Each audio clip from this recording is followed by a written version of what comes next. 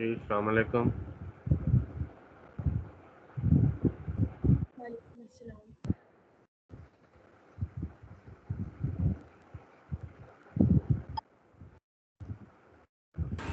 वालेकुम सर। Uzair Ahmed, present sir. Abdul Rahman Faisal, Saam Ahmad,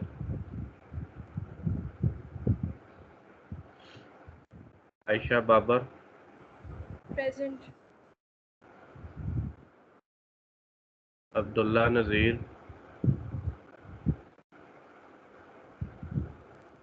Faisal Arshad,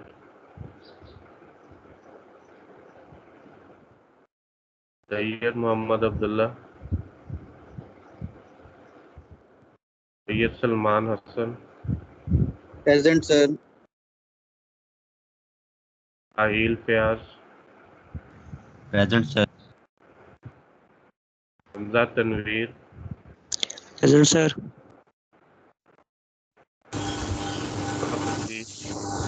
present sir. Adiya Umair, present.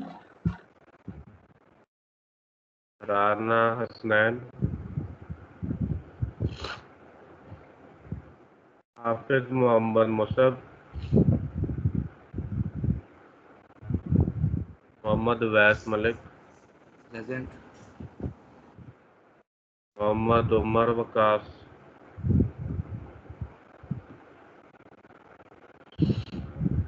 गुलाम Nabi, present sir. Rizwan Qadir, present sir. Hamza Saeed, present sir. Sir मेरी लगाते हैं Abdul Rahman Faisal. Mohammad Umar Siddiq, present. Hassan Raza, present sir. Syed Rehan, present. Inna Arshad, present. Mohammad Shayan Sajid, Mohammad Rafay, Mashhood Ahmed, present. Mohammad Faizan, Hasnain Anwar, Fahad Arif, present sir. Musharraf Riaz, present sir. आमा Kaleem, sir Hasnain Anwar present.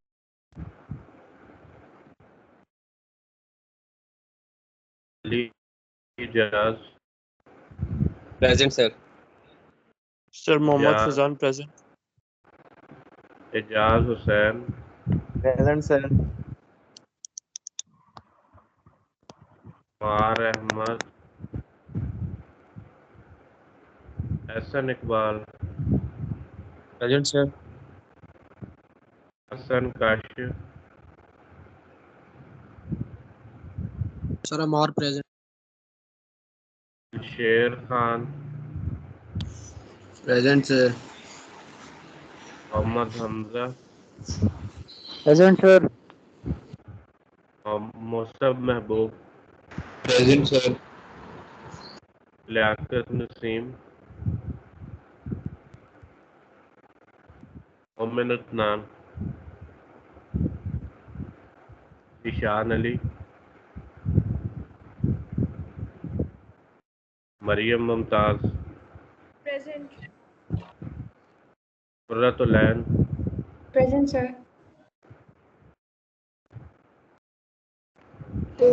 Sir Liaquat marker. Liaquat.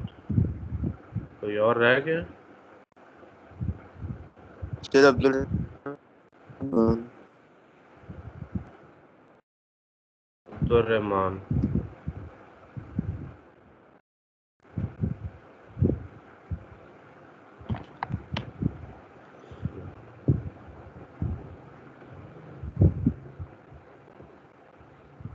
आज आपकी इंशाल्लाह 1 घंटे की मैं क्लास लूँगा। उसके बाद वो फाइनल ईयर प्रोजेक्ट की प्रेजेंटेशन चल रही है आपकी फाइनल डिग्री की, वो अटेंड करनी है। क्लास से दोबारा रिपीट करें। मैं कह रहा था आज आपकी 1 घंटे की क्लास होगी, क्योंकि वो फाइनल ईयर प्रोजेक्ट जो आपके जो फाइनल डिग्री है उनकी प्रेजेंटेशन चल रही है FYPs। ठीक है सर, कोई मसला नहीं।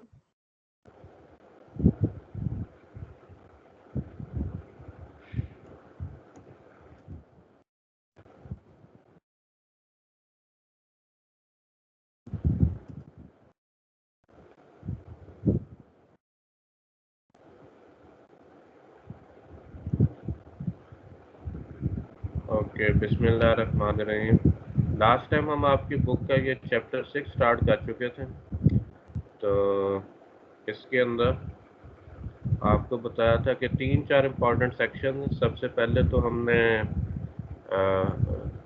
रैम का एक्सेस देखना है। माइक्रो-18 के आर्किटेक्चर में जो जनरल पर्पस रैम है डेट इज़ 4 किलोबाइट डीप, तो उसका हमने पॉइंटर के थ्रू एक्सेस देखना है। तो उसके हमने कुछ कोड्स देखे थे, आज उसी एग्जांपल से दोबारा स्टार्ट करेंगे। उसके बाद इसका जो दूसरा सेक्शन है कि माइक्रो कंट्रोलर के अंदर जो रीड ऑनली मेमोरी है, प्रोग्राम मेमोरी, उसको हमने पॉइंटर के थ्रू कैसे एक्सेस करना है।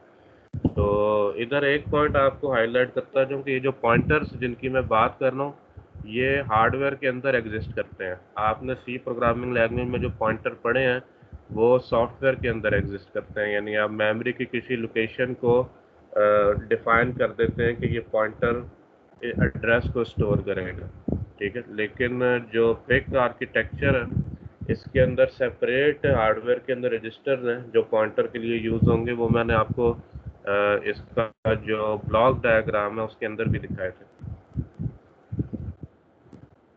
ये हमने इमीडिएट और डायरेक्ट एड्रेसिंग मोड इंट्रोड्यूस किए थे और बताया था कि हम इस तरीके से प्रोग्रामिंग करते रहे हैं, लेकिन फॉर्मली हमने उनको कोई नाम नहीं दिया था। तो अभी हमने उसको एक नाम दे दिया कि जब आप ऑपरेंड को डायरेक्टली इंस्ट्रक्शन को देते हैं तो इसको हम कहते हैं इमीडिएट एड्रेसिंग मोड। अगर आप ऑपरेंड की जगह पे मेमोरी के लोकेशन का एड्रेस दे रहे हैं तो ये आपका डायरेक्ट एड्रेसिंग मोड है। और अगर आप मेमोरी को एक्सेस कर रहे हैं यूजिंग द हार्डवेयर पॉइंटर्स, तो आपको बताया था कि हार्डवेयर के अंदर हमारे पास 3 पॉइंटर्स हैं, FSR0, FSR1, FSR2, ठीक है। और FSR एब्रीवेशन है फाइल सेलेक्ट रजिस्टर का। It is a 12 bit register. तो आपको पता है 12 बिट हमारे पास कोई रजिस्टर अवेलेबल नहीं है हार्डवेयर में। तो 12 बिट वैल्यू को स्टोर करने के लिए हम 2 रजिस्टर यूज़ करेंगे 8 बिट के। इसमें FSR का एक लोअर बाइट स्टोर होगा, एक अपर बाइट। और मेमोरी को जब आपने एक्सेस करना है तो एड्रेस हम स्टोर कर देंगे फाइल सेलेक्ट रजिस्टर में, और जो डाटा रीड राइट करना है वो हमने इनडायरेक्ट रजिस्टर्स के ऊपर रीड राइट करना है। For example INDF indirect registers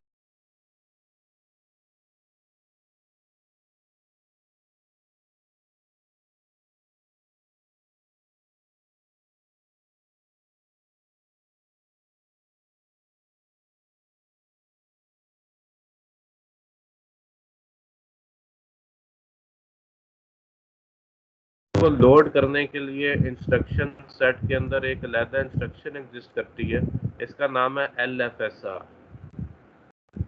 ठीक है। इसको यूज करने का क्या तरीका है, इसके पहले ऑपरेंड की जगह आपने पॉइंटर का नंबर देना है। तो आपके आर्किटेक्चर में क्योंकि 3 ही पॉइंटर एग्जिस्ट कर सकते हैं, तो ये जो पहला ऑपरेंड है इसकी रेंज होगी 0, 1 and 2, ठीक है। उसके बाद आपने इधर 12 बिट एड्रेस देना है मेमोरी की किसी भी लोकेशन का। इस एग्जांपल में फॉर एग्जांपल इसने 30 एड्रेस दिया जहां ये डाटा रीड या राइट करना चाह रहा है, ठीक है। और उसके बाद जब आप इस रजिस्टर के ऊपर डाटा रीड या राइट करेंगे तो वो मेमोरी की इस लोकेशन के ऊपर से रीड या राइट होगा, ठीक है। तो ये जो 2 लाइनें हैं ना, ये समझना लाजमी है, उसके बाद आपको अगले सारे कोड समझ आएंगे। इधर अगर कोई कंफ्यूजन है तो अभी क्वेश्चन करें। उसके बाद हमने बड़ी बड़ी एग्जांपल देखी है जिसमें हम pointer with auto increment option भी यूज़ करेंगे। तो ये एग्जांपल क्लियर है ना। इसमें आपको बताया था कि एक इंस्ट्रक्शन जो इसने नहीं लिखी वो है मूव LW, इससे पहले आएगी, जिसमें आप वर्किंग रजिस्टर में कोई डाटा मूव करेंगे, फॉर एग्जांपल 40 लिखें। ठीक है, तो ये एग्जांपल क्लियर है, इसमें कोई क्वेश्चन तो नहीं किसी का?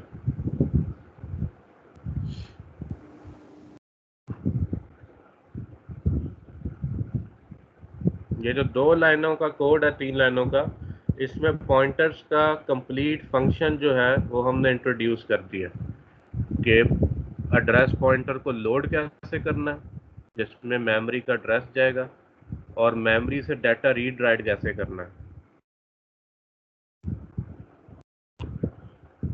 अच्छा, मजीद आगे चलते हैं। अब मेरी आवाज़ क्लियर आ रही है ना, रुक तो नहीं रही? क्लियर आ रही है। सर अच्छा, ये हम अगली एग्जांपल पे आने लगे। अभी आप देखेंगे कि हमारे पास एक ही टास्क है जिसको हम 2-3 मुख्तलिफ तरीक़ों से करेंगे। हमारे पास टास्क है कि हमने मेमोरी की कोई 6 लोकेशंस के ऊपर एक वैल्यू कॉपी करनी है। फॉर एग्जांपल इसमें कहता है copy the value 55H into RAM memory locations 40H to 45H। अच्छा, ये काम आप अभी जितनी आपने असेंबली पढ़ी है बड़े आराम से कर सकते हैं, जिसका तरीका इसने ये लिखा हुआ है। पहले आप वर्किंग रजिस्टर में वो वैल्यू मूव कर दें जिससे आपने मेमोरी को फिल करना है, और उसके बाद आप एड्रेस चेंज करते जाएं और मूव WF की इंस्ट्रक्शन से मेमोरी का एड्रेस चेंज करते जाएंगे, आपका डाटा ये मूव होता जाएगा।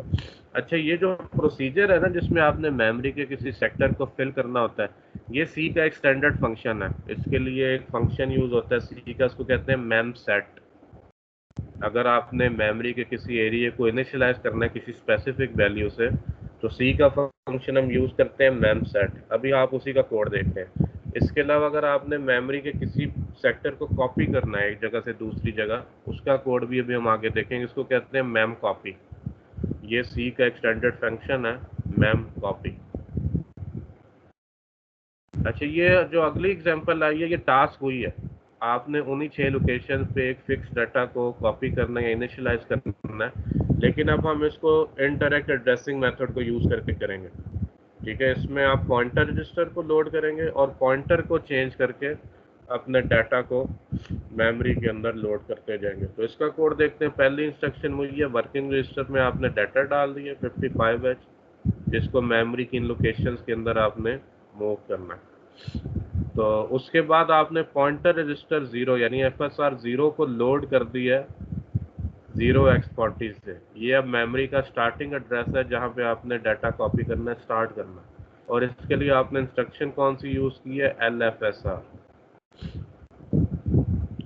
इसके बाद नोट करेंगे जो इंस्ट्रक्शन है मूव WF, यहाँ से ये डाटा जो कि वर्किंग रजिस्टर में पड़ा हुआ है इसको मूव कर रहा है INDF 0, that is an indirect register 0। तो इसके ऊपर आप जो भी डाटा रीड या राइट करेंगे वो मेमोरी की लोकेशन ये जो आपने लोड की है 40, इसके ऊपर रीड या राइट होगा। ठीक है, उसके बाद आपने पॉइंटर को इंक्रीमेंट दे दिया यूजिंग द इंक्रीमेंट इंस्ट्रक्शन। जब ये इंस्ट्रक्शन एग्जीक्यूट होगी, पॉइंटर जो है उसके अंदर 1 का इंक्रीमेंट होगा। उसके बाद दोबारा आपने इसके ऊपर डाटा मूव कर दिया, इसी तरह आप नीचे चलते जाएंगे।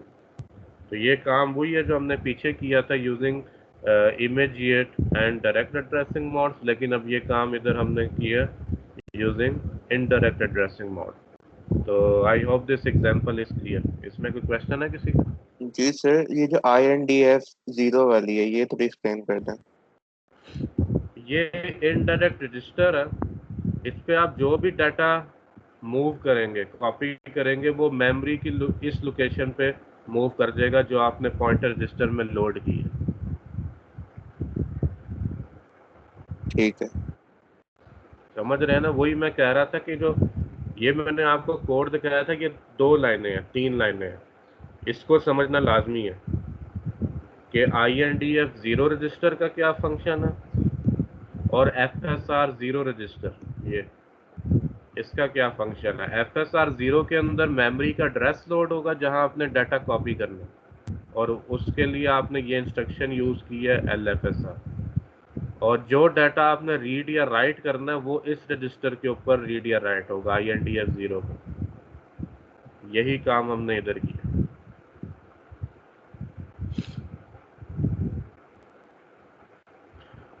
अच्छा, ये भी बता दूं, ये जो चैप्टर अभी हम पढ़ रहे हैं ये असेंबली प्रोग्रामिंग लैंग्वेज का आखिरी चैप्टर है।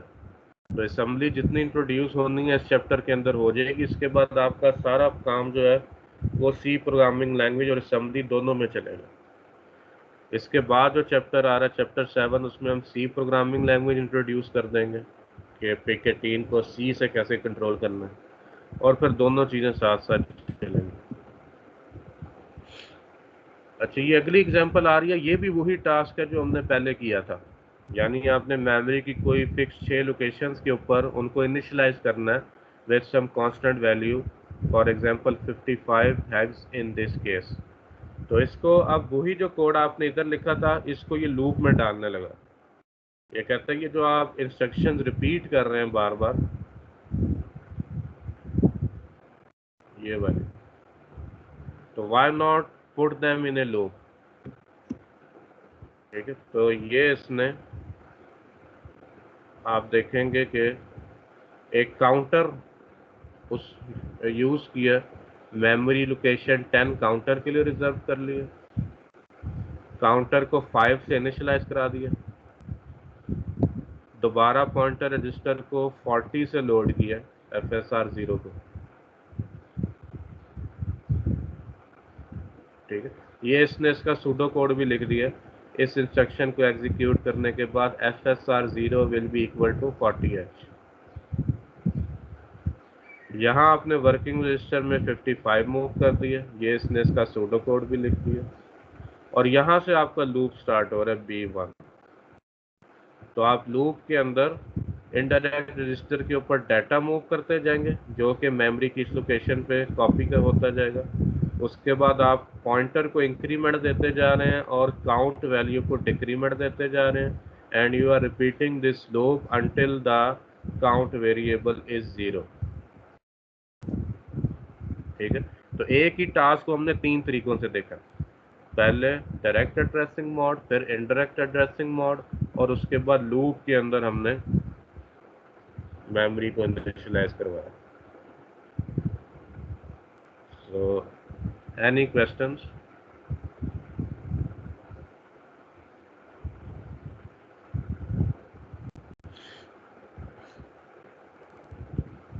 No sir.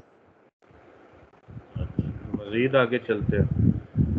अच्छा, यहाँ पे अब हम पॉइंटर्स की एक और ऑप्शन यूज करने लगे हैं, इसको कहते हैं ऑटो इंक्रीमेंट ऑप्शन। यानी इस एग्जांपल में आपने देखा कि पहले आप मेमोरी के अंदर डाटा कॉपी करते हैं, इस रजिस्टर पे डाटा मूव करके, उसके बाद आपको पॉइंटर को इंक्रीमेंट देने के लिए एक अलग इंस्ट्रक्शन यूज करना पड़ रही है।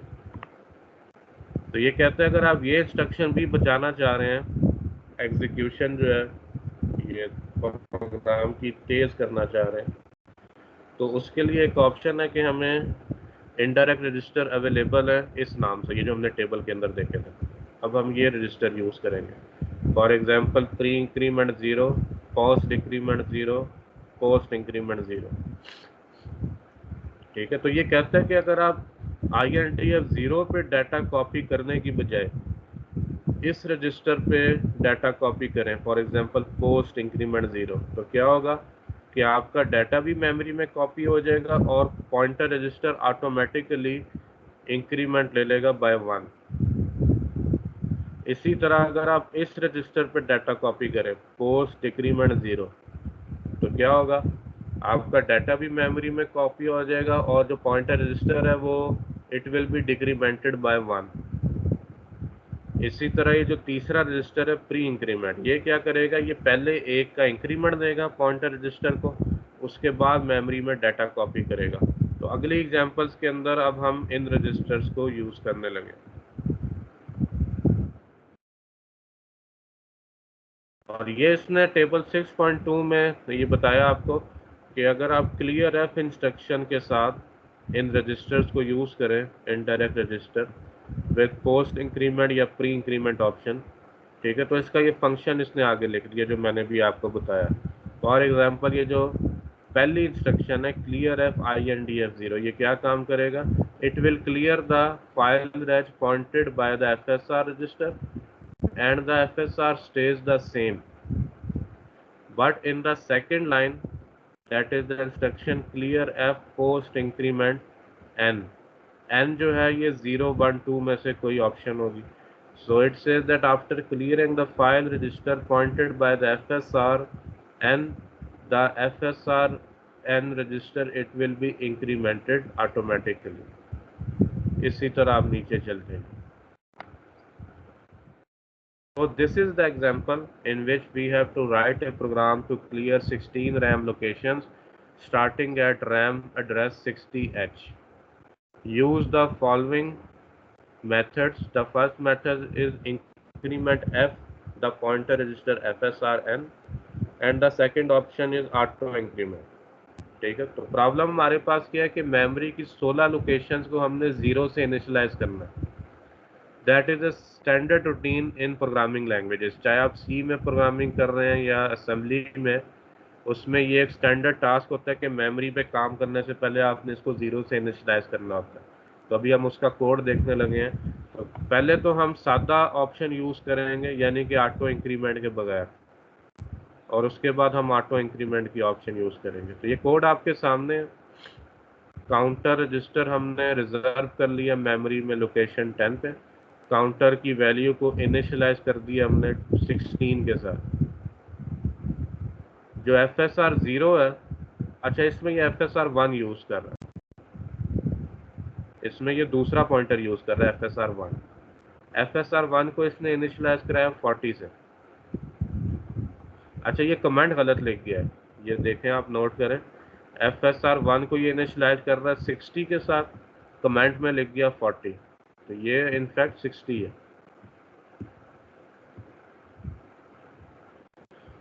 और उसके बाद ये लूप स्टार्ट कर देता है B2, इसमें ये इनडायरेक्ट रजिस्टर को क्लियर कर रहा है। इसके मतलब है कि आपका मेमोरी लोकेशन 60 इधर 0 हो जाएगी, क्लियर हो जाएगी। उसके बाद ये इसको इंक्रीमेंट दे रहा है एक का, काउंटर को डिक्रीमेंट दे रहा है, और लूप आपका 0 के ऊपर टर्मिनेट होगा। अब यही काम आप दूसरे तरीके से करें तो नीचे देखेंगे आपका कोड यहाँ तक यही चल रहा है, सेम है जैसे ऊपर है, लेकिन यहाँ आके आप एक इंस्ट्रक्शन यूज़ कर रहे हैं CLRF, और आप अपना डाटा जो क्लियर कर रहे हैं मेमोरी का, वो इस रजिस्टर को क्लियर करके कर रहे हैं। You are clearing the post increment register 1 and it will automatically increment the pointer register FSR1। तो ऊपर जो काम हमने 2 इंस्ट्रक्शंस के अंदर किया था, वो काम हम इधर एक इंस्ट्रक्शन के अंदर कर रहे हैं। ठीक है, तो ये जो दोनों कोड्स हैं इनको अच्छी तरह एक बार देख लें। अगर इसमें कोई कंफ्यूजन है तो मेरे से क्वेश्चन करें। हाँ जी, कोई सवाल किसी का?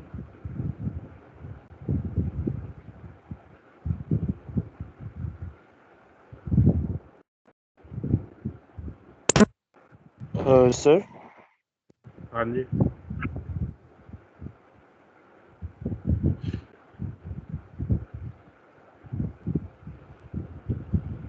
जी हाँ जी, सवाल करें।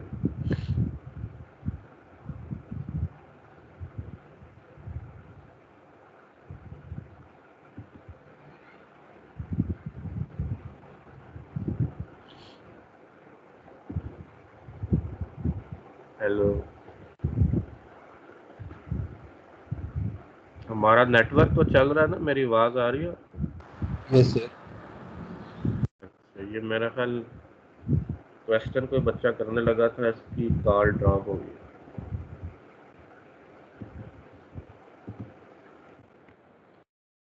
तो और कोई स्टूडेंट इसमें क्वेश्चन करे, कोई सवाल?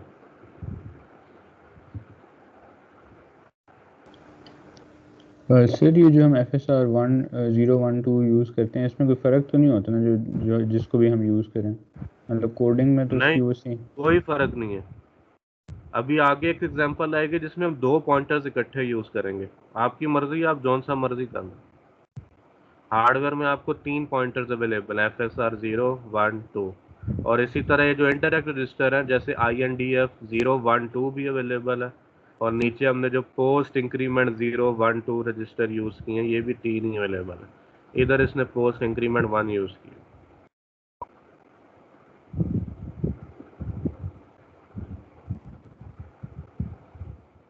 अगली एग्जांपल पे आते हैं। ये इंपॉर्टेंट एग्जांपल है, इसके अंदर हम 2 पॉइंटर्स यूज़ कर रहे हैं। तो हमारे पास टास्क क्या है, कहता है write a program to copy a block of 5 bytes of data from RAM location starting at 30 hex to RAM location starting at 60 hex. तो ये मेमोरी की एक लोकेशन से दूसरी जगह आपने डाटा कॉपी करना है, ये उसका कोड है। तो इसके अंदर ये 2 पॉइंटर्स को यूज़ करेगा। कोड आपके सामने है। काउंटर की इसने लोकेशन रिजर्व कर ली है 10, काउंट वैल्यू 5 होगी हमारे पास, ये इसने काउंटर को इनिशियलाइज करा दीजिए। यहाँ पे आप नोट करें ये जो 2 इंस्ट्रक्शन है दोनों पॉइंटर को इनिशियलाइज करा रहा है। पॉइंटर 0 को 30 से इनिशियलाइज करवा दिया, पॉइंटर 1 को 60 से इनिशियलाइज कर दिया।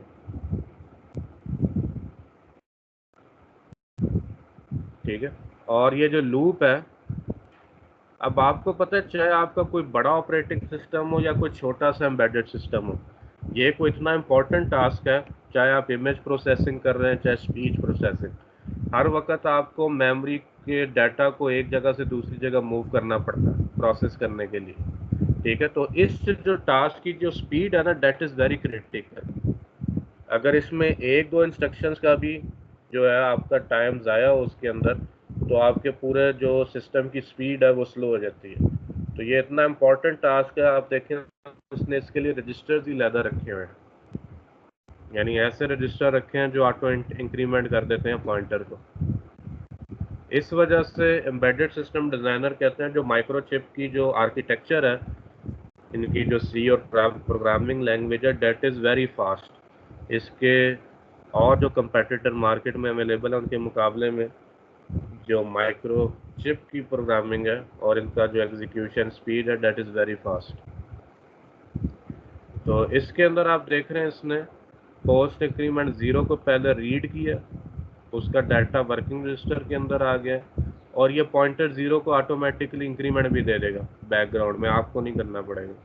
और ये जो वर्किंग रजिस्टर में डाटा है इसको आपने राइट कर दिया दूसरी लोकेशन पे, पोस्ट इंक्रीमेंट 1 रजिस्टर पे राइट किया और ये चला जाएगा मेमोरी लोकेशन 60 के ऊपर, और ये इसको ऑटोमेटिकली इंक्रीमेंट भी दे देगा, यानी कि FSR 1 अब आपका हो जाएगा 61 डाटा राइट होने के बाद। उसके बाद आपने काउंटर को डिक्रीमेंट किया और ये लूप आपका चलेगा unless the counter value is 0। तो ये आपकी एक और एग्जांपल थी बुक की जिसके अंदर इसने 2 पॉइंटर यूज किए। इसमें कोई सवाल है किसी का?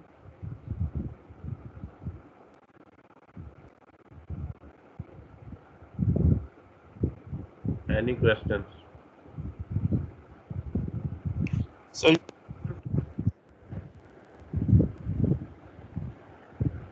हाँ जी,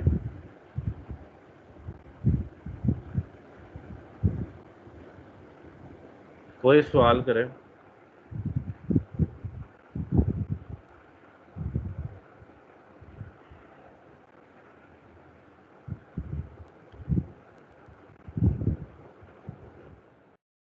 यह आपके चैप्टर का दूसरा सेक्शन स्टार्ट होने लगा, lookup tables and table access. Okay, मुझे थोड़ा फीडबैक देता रहेगा।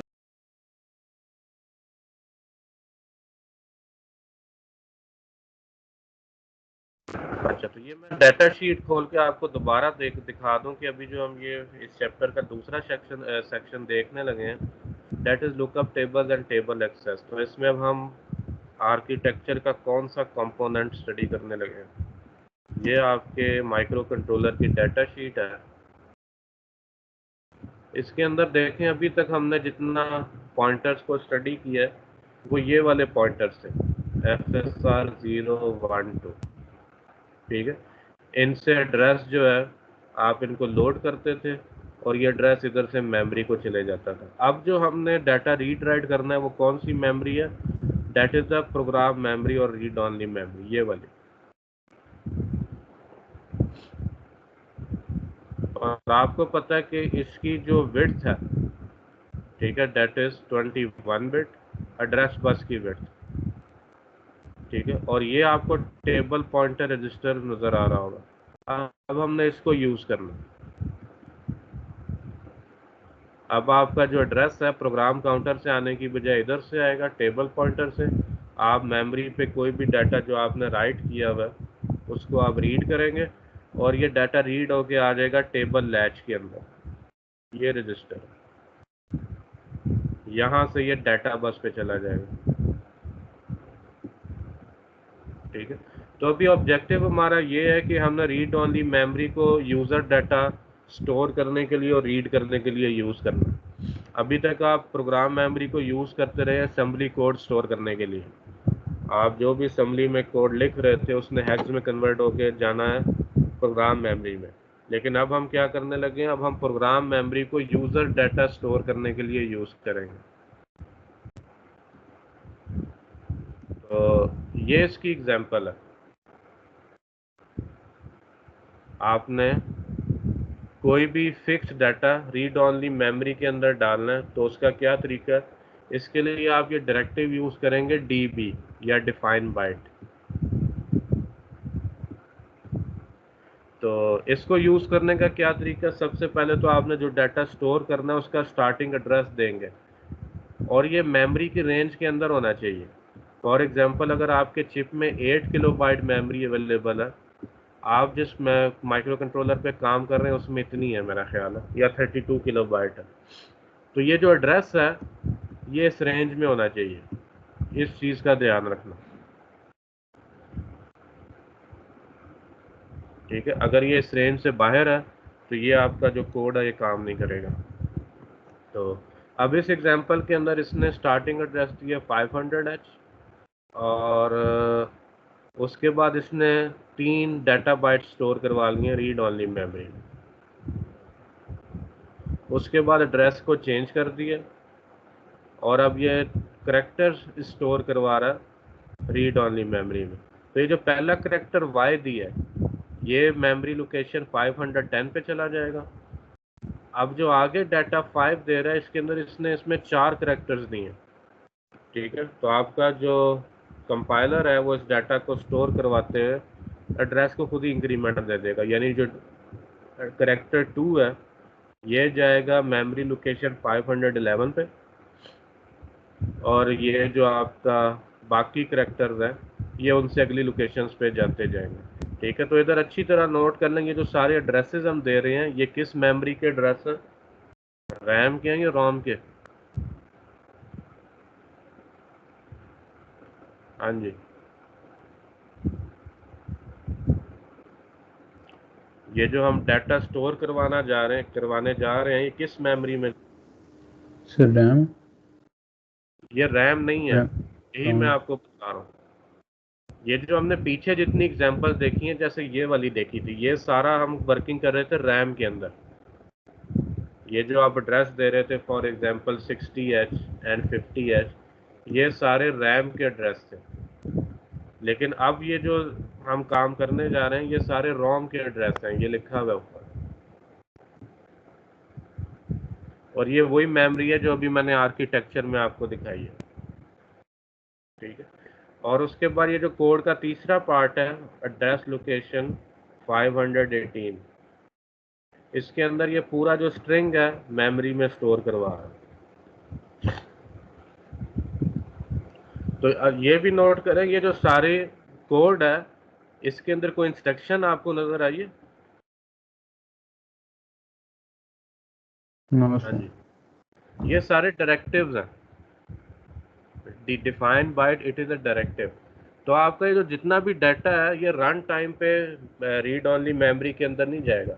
ये जब आपका कोड जिनकी हेक्स फाइल जनरेट होती है ना, आपका जो कंपाइलर असेंबली कोड को कंपाइल करेगा, उसकी हेक्स फाइल जनरेट होगी, और ये हेक्स फाइल जब माइक्रो कंट्रोलर की प्रोग्राम मेमोरी पे बर्न होती है यूजिंग द प्रोग्रामर, तो आपका ये सारा डाटा उसी वक्त मेमोरी के अंदर चला जाएगा, रीड ऑनली मेमोरी।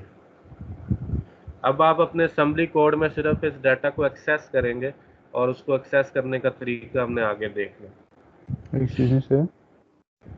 हाँ जी सर ये जो स्ट्रिंग लिखी हुई है जिस तरह, सर ये स्ट्रिंग स्टोर किस तरह करता है? ये एक ही मेमोरी लोकेशन में पूरी स्ट्रिंग स्टोर करेगा या कैरेक्टर बाय कैरेक्टर करेगा? ये एक लोकेशन पे स्टोर नहीं करेगा। अब इसने स्टार्टिंग एड्रेस दे दिया 518, और इसमें स्ट्रिंग में कितने करेक्टर्स हैं? 5, 6, 7, 8, 9 करेक्टर है। ठीक है, एक स्पेस भी है बीच में। ठीक है, तो जो पहला करेक्टर है वो 518 पे जाएगा, कैपिटल H, और जो दूसरा करेक्टर है E, वो 519 लोकेशन पे जाएगा। इसी तरह आगे चलता जाएगा।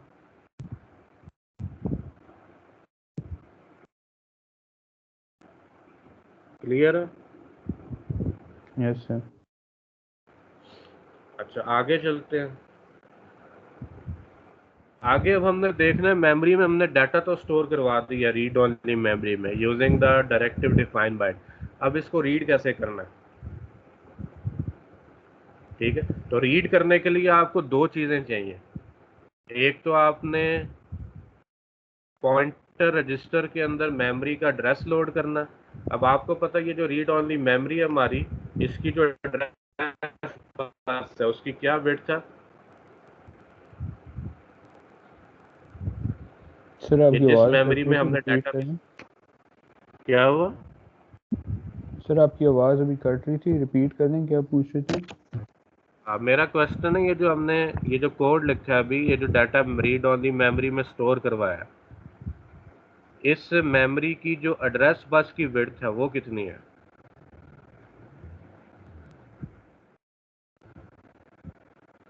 ये इन्फॉर्मेशन इसलिए हमें चाहिए, अब हमने इस डाटा को रीड करना है तो पहले तो इसका एड्रेस जनरेट करना पड़ेगा। हाँ जी, मेरी आवाज़ क्लियर है? बीच में कट